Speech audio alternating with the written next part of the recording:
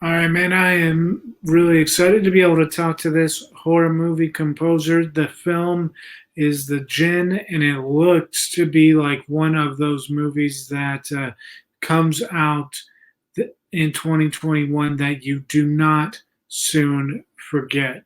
Kind of like one of those Willy's Wonderland type movies that it sits in its own category, and the music is a huge part of that. So we are excited to welcome our guest, composer Mathew James, to the show. How are you doing, sir? Good, Jimmy. Thanks for having me. How are you doing? Doing good.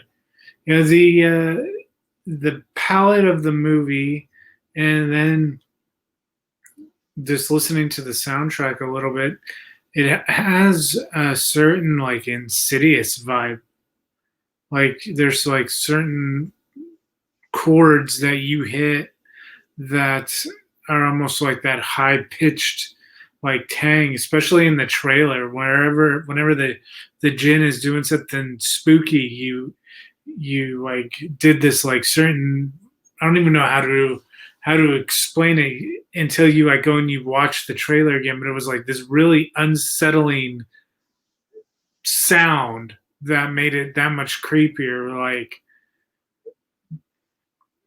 the music sound design kind of like how they complement each other. Do you, how much of that is you versus sound design when you have your soundtrack is like getting to a certain pitch, then the sound effect or sound design does that extra like cherry on top? Do you guys communicate? Like, how is that designed?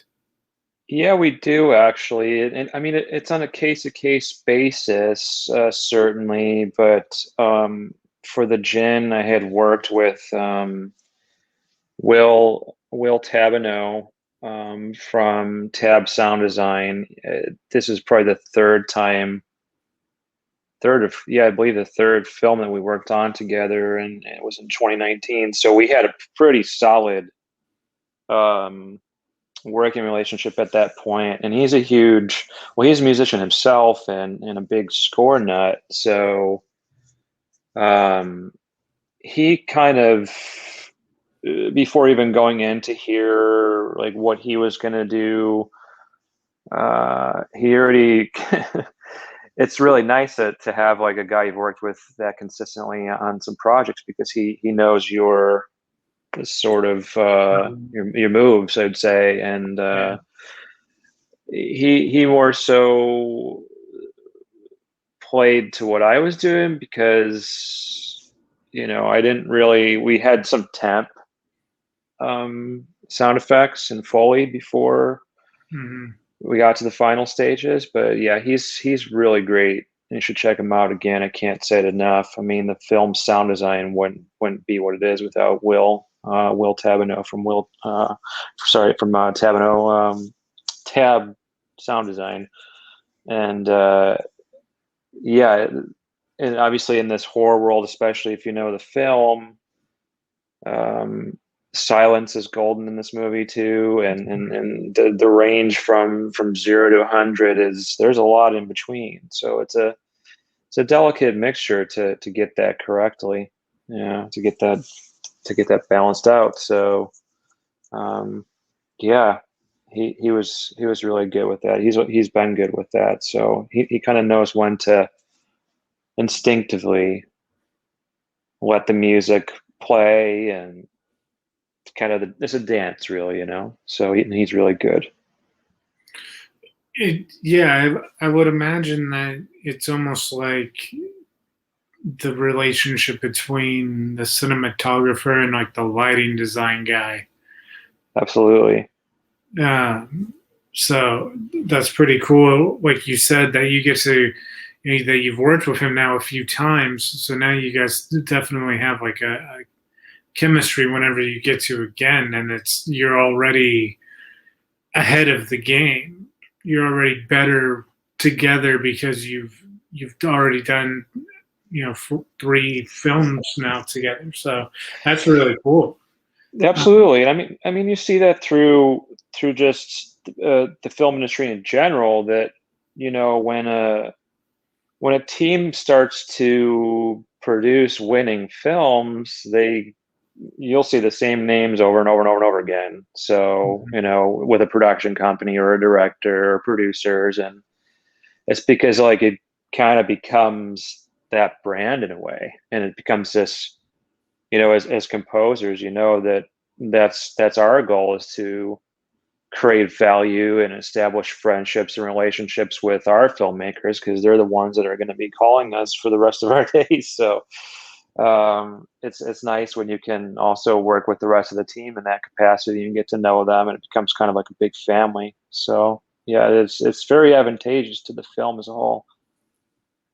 It's pretty interesting that the way that you say that, because it really is like a independent scene still. Horror is, you look back at the 80s, 70s, 80s, Halloween, Nightmare on Elm Street, Friday the 13th, all the big franchises that everybody in their 30s points to, um, especially like the convention scenes and stuff that I'm a pretty stable part of.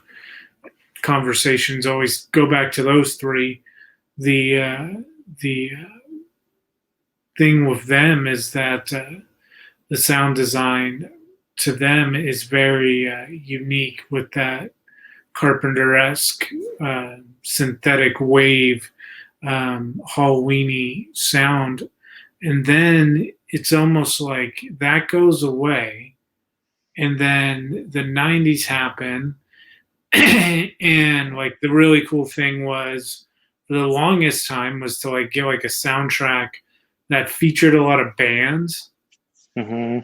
and then that kind of like went through a cycle, and then now, which is cool, is we're almost like a at an in between phase. But then the music that you guys are actually composing is like this hybrid stuff that like really is kind of like a complement of everything that has come before. It's pretty rad to see, like where a filmmaker will um, do touches of like, and you'll say like, oh, he's complimenting like the '70s, genre with his color choices or the style of the, it's a summer camp or whatever. You guys get to potentially touch on like a bunch of different subgenres in one project, which could be pretty rad. Yeah, I mean, certainly, and I think that's what makes it very exciting to be in this part of the business. Challenging and exciting these days, that you could be, like I've always said it, on Monday you're working on some, crazy hardcore action thing, and then by Friday it's a pizzicato string and shaker based comedy or something, or it's like funny that the film that I was coming off of when I went into the Djinn was called Useless Humans, with my buddy Steve Ole, and we Hmm. the thing throughout there was the theremin, of all things, was the prevalent.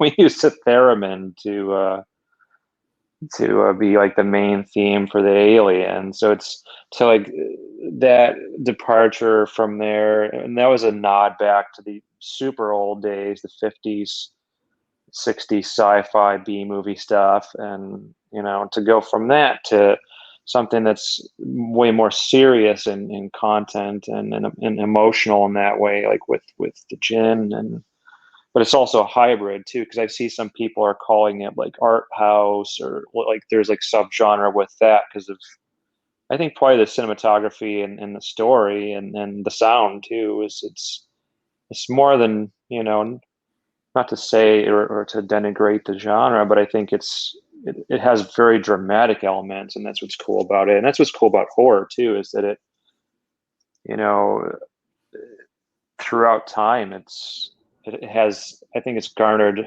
well, it's one of the longest film forms, and if I believe the guys were talking about it, some of the first things shot were clearly horror pictures back in the silent era and Mhm. whatnot. And Mhm. it's interesting how it's shaped and morphed, and you've had different things where it's like campy and not so serious and like on purpose very like cheesy and goofy and silly, and then blended with comedy and da da da.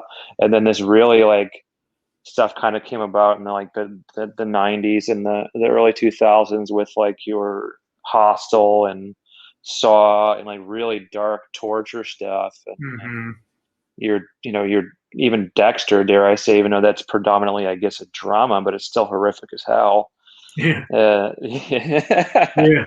Seven, and the stuff that I love, like the real like the thriller kind of Right. crime thriller horror weird.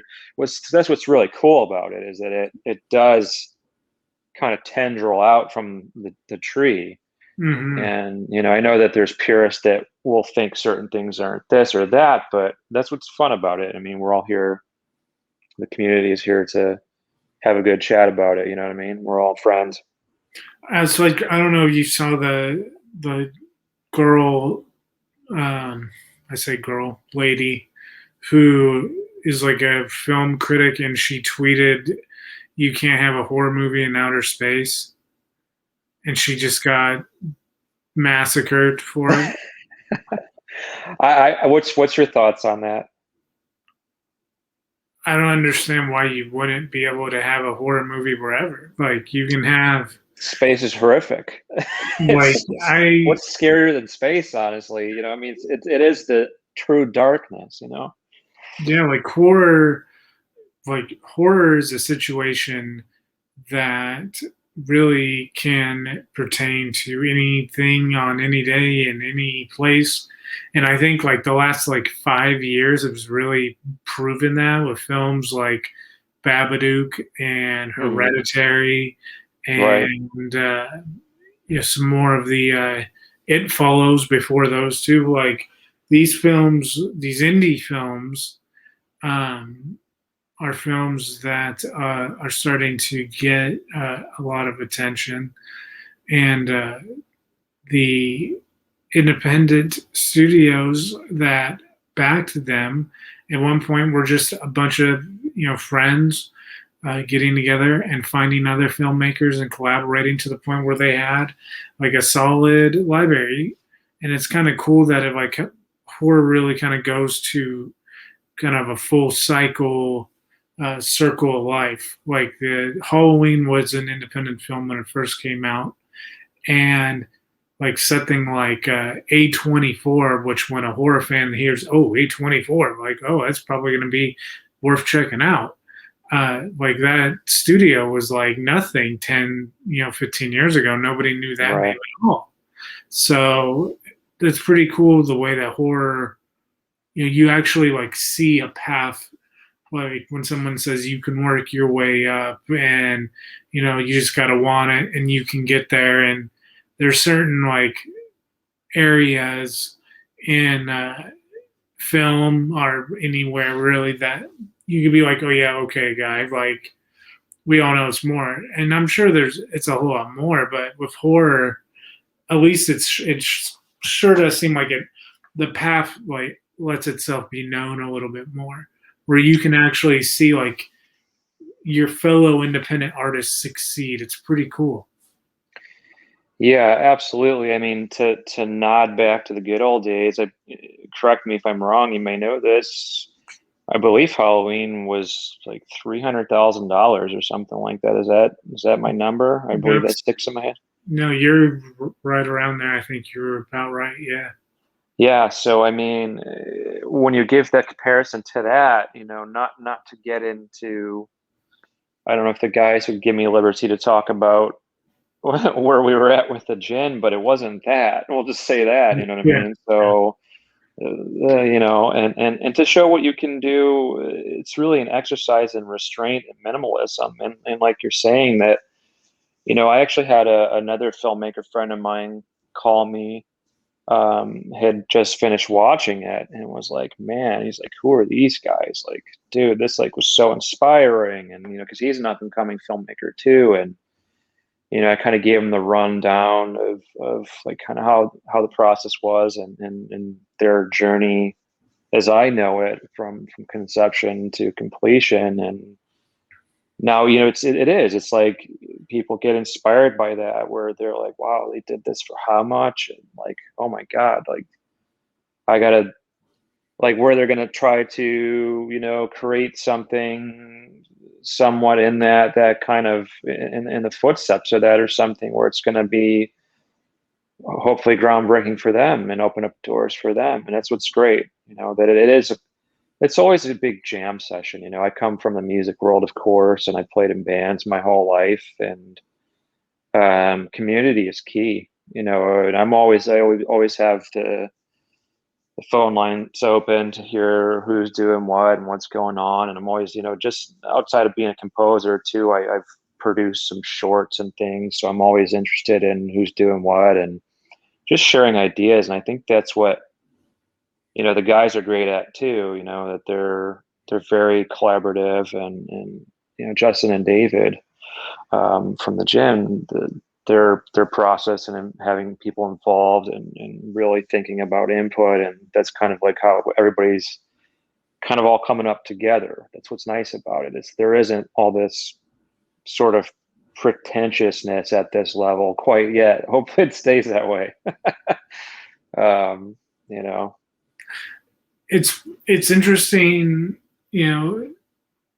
coming off of the event that we're coming off of, which honestly, this will probably, you can go back in the video, you can definitely watch with Matt and Alex Taylor and MY, which is a really cool roundtable discussion from halfway to from halfway to Halloween, and the one of the other panels, female filmmaker friend of mine, she was talking about independent filmmaking specifically, and kind of hit on the same kind of tone that you did, where you do more with less, and then that just kind of becomes the mantra, like do more with less and learn how to do more with less.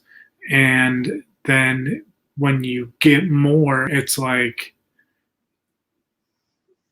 it's now you're doing more with like a substantial amount that you're given for like the first time, say. But if you've been doing that whole do more with less mantra in independent filmmaking, like once you have that backing, that's a substantial amount, now you're doing something like substantially dope, which is really exciting. And it seems like that seems like what is happening more and more, especially with horror movies, like uh, your guys's, where it's not necessarily an over the top, but it looks like, from the scenes that I've seen from the press stuff that I've gotten to check out, I always dig the whole like prey on the unseen, and a character is scared of something that you cannot see on screen, so you're left to imagine what they're seeing.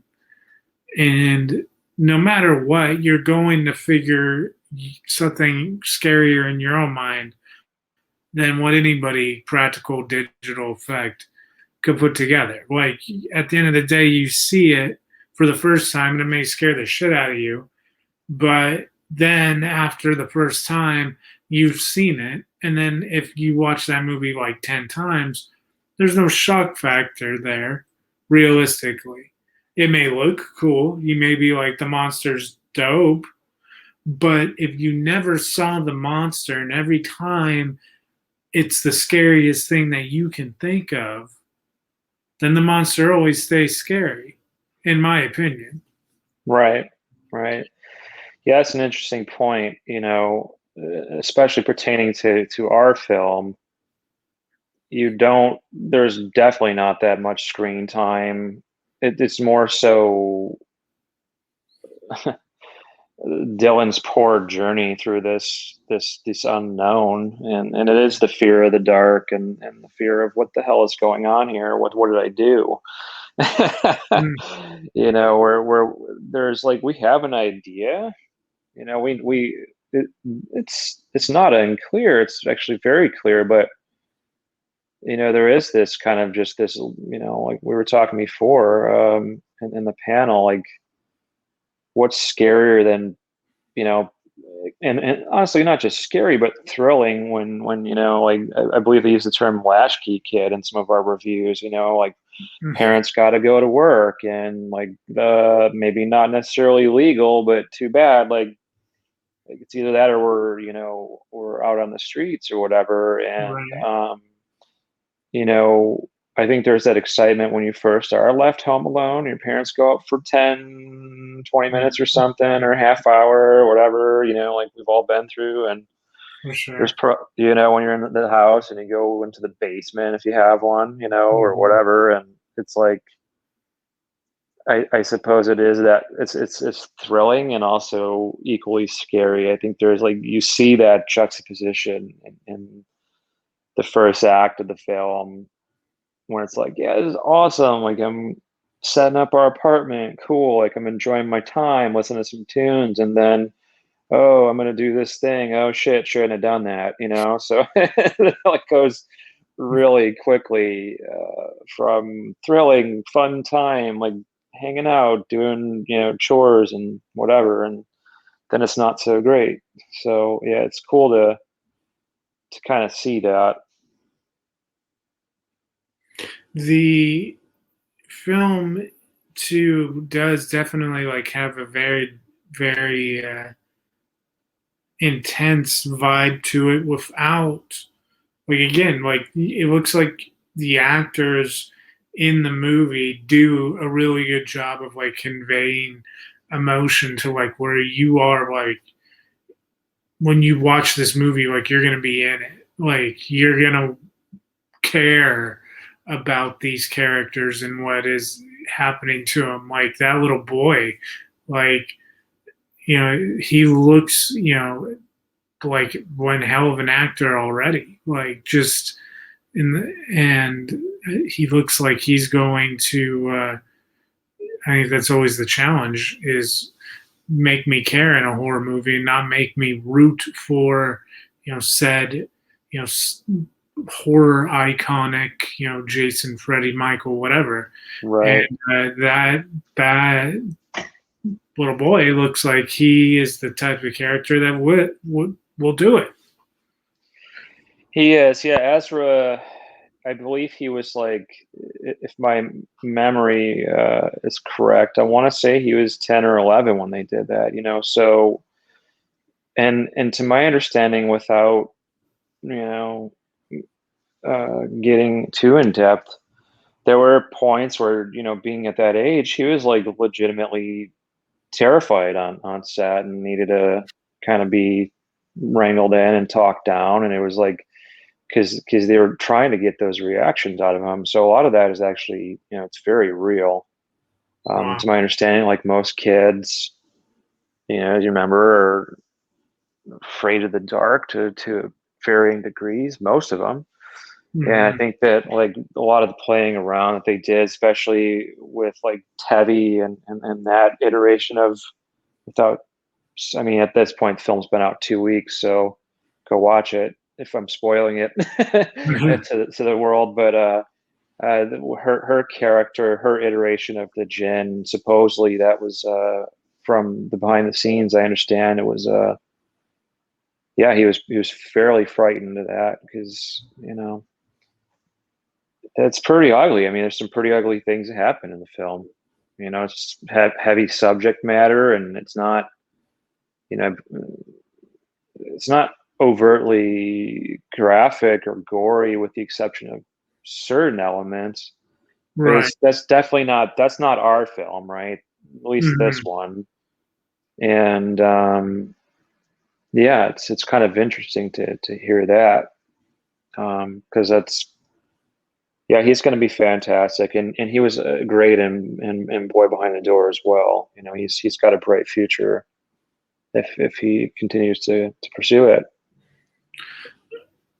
With this one too, do you guys plan on continuing to collaborate on a, further, titles down the line? Do you guys, you were saying that this one was like your third or fourth one together?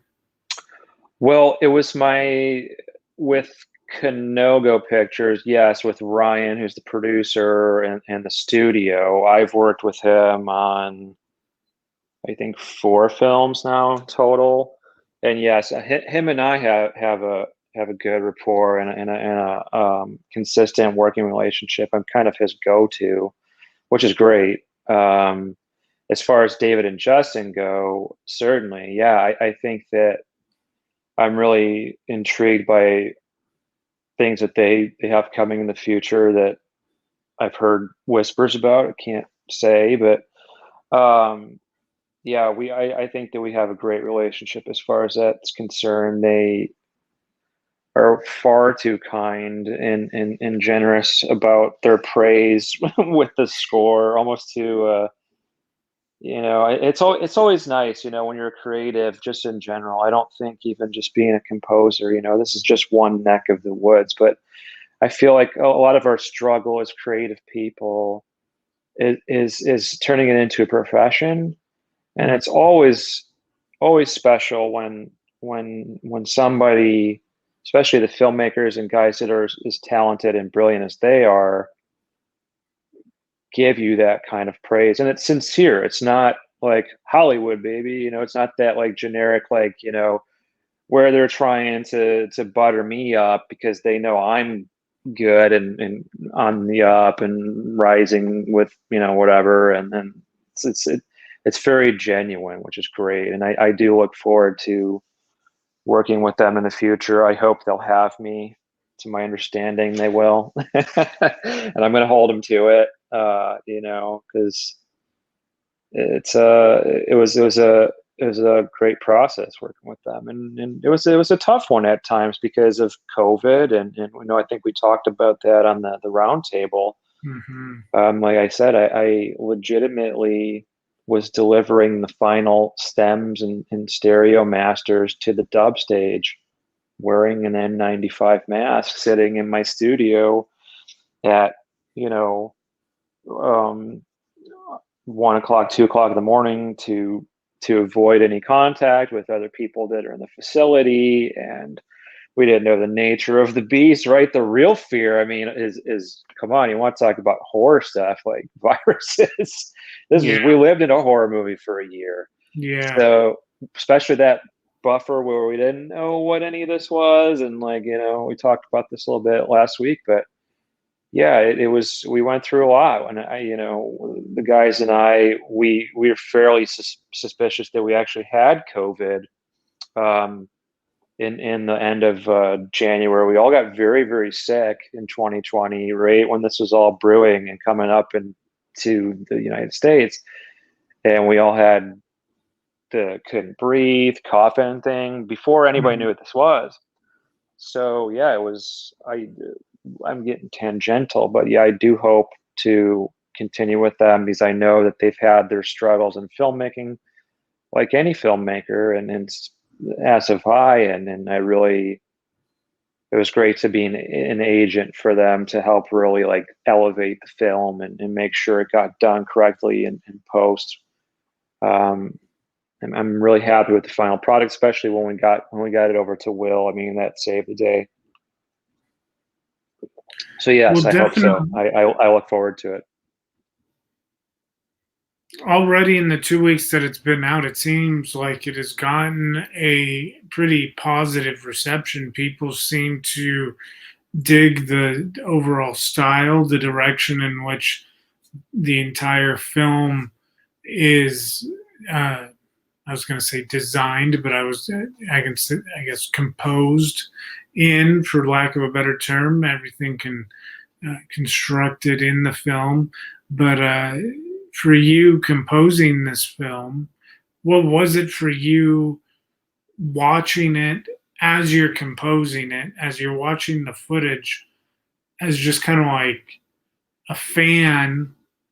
What were you, thinking of, like, oh man, like this looks cool? Or was there certain parts of it that you were just kind of like, this is going to be like super rad for people to see, that you thought as you're writing the music for, that it's almost like you could already, see it on a full scale, Dolby surround sound, IMAX, perfect setting type of a thing.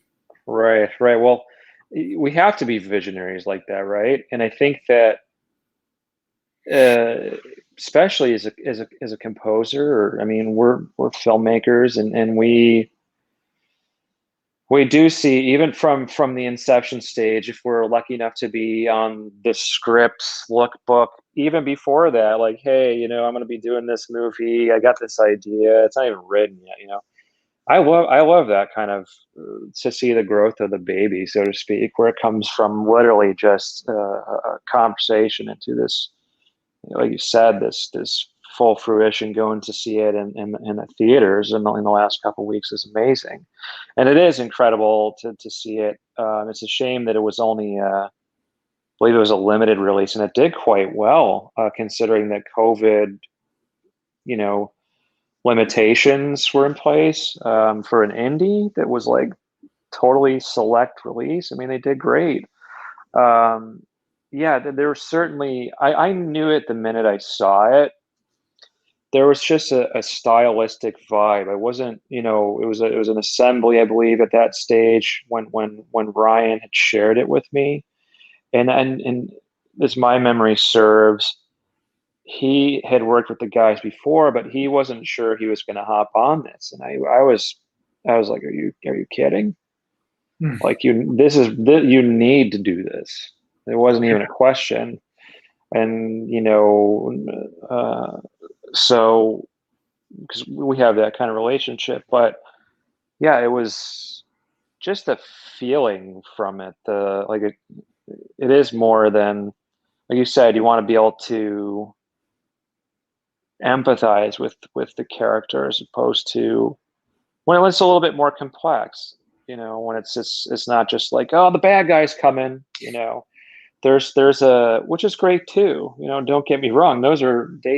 It all serves its own purpose in the ecosystem. So I'm not knocking on any of that, but I think in this particular case, it's a very, heart wrenching, sad sort of story about grief and loss that unfortunately is part of the human condition.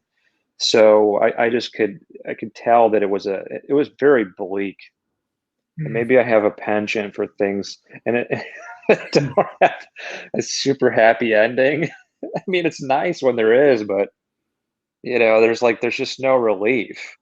So I Yeah, think that's what it was about this, and it was just like, oh, okay, I'm okay. Oh God, I'm not, and it just really, it mirrors life, where it's like, oh, cool, like da da da, this happened. Oh, damn, the water pipe broke. Oh, cool, like I'm having a good week. Oh shit, I got a flat tire.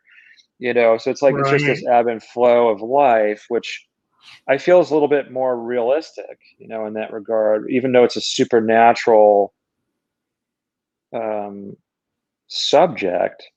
It's more than that. There's a bit of a, obviously, a Freudian take on it. A boy that's trying to kind of exercise his demons, right? Right. Really, as you Right. see, and internally. So it's more. It's just it's the subtext is, I feel, was what I was really excited about. Yeah, the visuals were great, but I think the subtext and the fact that it was very unique in the sense that the movie has a couple minutes of dialogue, which is crazy, right? So Mhm. that, to be able to do that and do that well, especially at that level, I mean, I'd say that's a major pat on the back to the guys, in itself. Yeah, that's definitely interesting. I'll have to watch more of Alexander's stuff. But that again, to go back to our panel, like to have the Djinn, where like you said, there's not a ton of dialogue that you done, and then Emma, who did Willy's Wonderland, not a ton of dialogue. It's interesting how music can really drive a story and tell or give characters dialogue without necessarily them speaking. It's pretty cool. It's like almost theatrical to have that kind of a cinematic experience. It absolutely is, and I mean, it really. I think things kind of blur together. I want to say that I mentioned this in the roundtable, but that it's like a oxymoron because the film's clearly not silent, but it plays like that in that way. That how you would, you know, you're following and growing with the character, and you're telling a Mhm. story, and there are subtitles because he's mute, and it's like it's interesting that we're able to play it in a way where it is as such, where it's very, very musical and very, it's just the narrator really, you know, Mhm. which is often not the case, except for the moments where a film may let you breathe or let the music shine. It tends to be a little bit more of an underscore. But then again, it's a case to case basis, and I'll say that in today's, especially in the indie world, I think the indie artists, filmmakers are starting to get more comfortable again, kind of, at least in my experience with the films I've worked on recently, where they're Mhm. bringing it back to like more of a golden era because there has been this sort of um tone in room kind of thing that's become the norm where like I don't want to think about if I hear the music then it's not good. There is that school too. I'm sure you've seen the panels making fun of all the Marvel movies and things like that where it's like you can't remember most of the stuff with the exception of certain things, but there's a lot of critics who break that down where there's not a lot of memorable things, and a lot of fans are like, why can't things be like John Williams, and why can't things blah blah blah? It's like, well, first of all, there's only one John Williams, so let's leave him in his own. let's Category. Yeah. let's leave him out, not to exalt him any further than he already is, but it's well deserved and beyond. And he truly is the composer of this thing. But that being said, like it's really not, and I think to clarify, just to put it out there too, is an educational piece for the folks that don't know. It's not our ultimate decision. Yeah, we have certain authorities and we're given certain liberties and power over the music department and what's expected of us in the process. And there's an agreement when we meet and come on to a film that okay, this is what we want, but it's often based depending on where the filmmakers are and how wild they want to get. I mean, usually, especially when you get into the studio level, it's all temped, and trust me, it takes a bit of convincing to say, okay, that's fine. I understand what you're trying to do here, but let's go over here and make it our own. You know what I mean? You kind of have to herd the cats, so to speak, because they don't want to listen, and it's our job too to make sure and be like, hey, look, like that's not a great idea, and this is why, and I'll show you. But Mhm. yeah, it's interesting to kind of go on that journey, especially now, and I think that maybe I'm lucky, but it's been nice to do some really grand expositional things that I've done, on films prior to this film, and being given a good amount of liberty to say, "Hey, dude, just do your thing, do that Mathew James thing. Cool, sounds good." So if that works for me, then that's great. I hope everybody gets a chance to do that. Um, but yeah, it's an exciting time. It's a tough time, of course, coming out of what we came out of. Not to hit that on the head any further than we've all heard enough about that for the last 15, 16 months, whatever it's been. But yeah, I'm excited for a bit of a renaissance, and it's going to be interesting to see, all this kind of pain and anguish and isolation and things that we all absorbed as artists through the last year and a half. It's gonna be a lot of good stuff coming out. You know what I mean? And that's what's going to be really cool.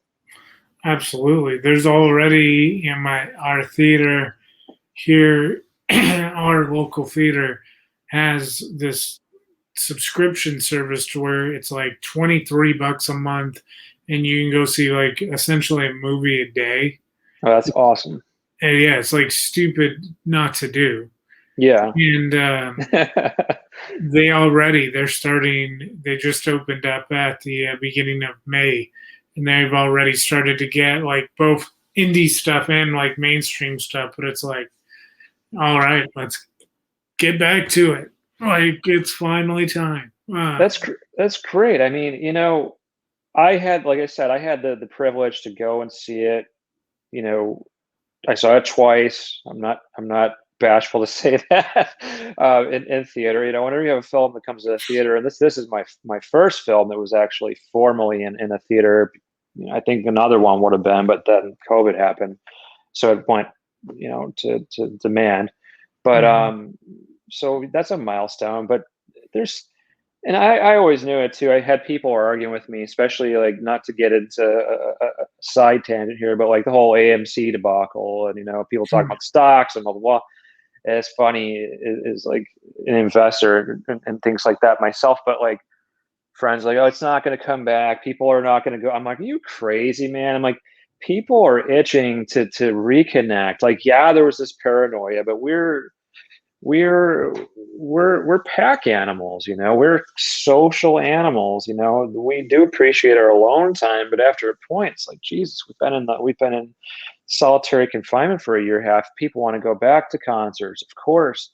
The energy you get from going to see a band play or go to the orchestra is like, well, we're going to just sit and exist online forever. No, we're not in that stage of evolution. Maybe someday we'll we'll get past that and create some sort of artificial reality, virtual reality that will satiate that need without the app. But yeah, it was to see it in that theater on the big. That's how it's meant to be seen, on this giant,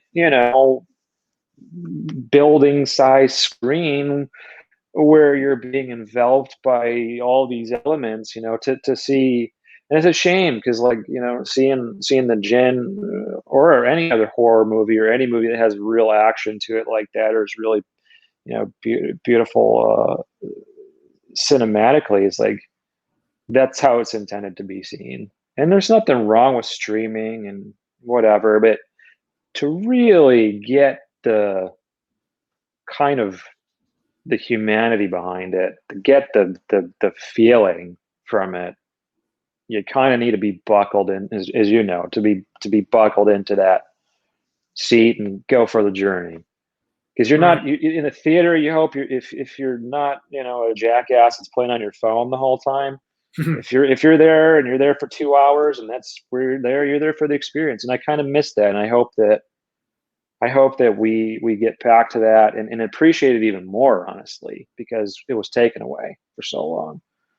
So Yeah, appreciate those moments. That's definitely everything. Is everything from going to a movie theater to going to like you mentioned, a concert or a theme park or haunted house this Halloween. Yeah, all that kind of stuff. Like, that's the thing, man. Like, it's almost like a comeback tour, hopefully. Not knock on wood, the second half of 2021 will be. So yes. Yeah. Renaissance, truly, I hope. Hopefully, yeah. Reawakening. Totally. The because it definitely you compare that, put it into that perspective. The last year definitely felt like a dark age. Yes. On more levels than not. Yeah, like it definitely did. Yeah, we'll stay out of those specifics, but yeah. Yeah, for sure. Well, you can check out the Djinn now. It's pretty much everywhere on demand. On Right? demand, IFC. Yep, it's on demand. It's on IFC. So yeah, definitely give it a look at nighttime, preferably, and in a dark arena where you hopefully have a sound bar or something. That'd be great too. With a sub would help. I recommend it. Some full scale, like Sony or some kind of like DFX level subwoofer. Yeah, so definitely get some Atmos going, some Dolby Atmos if you can. Get that cranking. But where can everybody keep track of what you have got going on, man? Like, where can they find what you have coming out next after the Djinn and into the future? You can find me at Mathew James Composer on Instagram, and let me check my Twitter because I'm not certain what my handle is. So let me look at that real quick. But I'm also on IMDb, of course. So that's going to be your first indicator of what's coming up next, oftentimes. But it's M James Composer for my Twitter handle, and feel free to drop me a line. I'm friendly. I'm available. I always like to chat with people, regardless. So I get random emails and things here and there, and I'm starting to, at least. So that's nice. It's cool.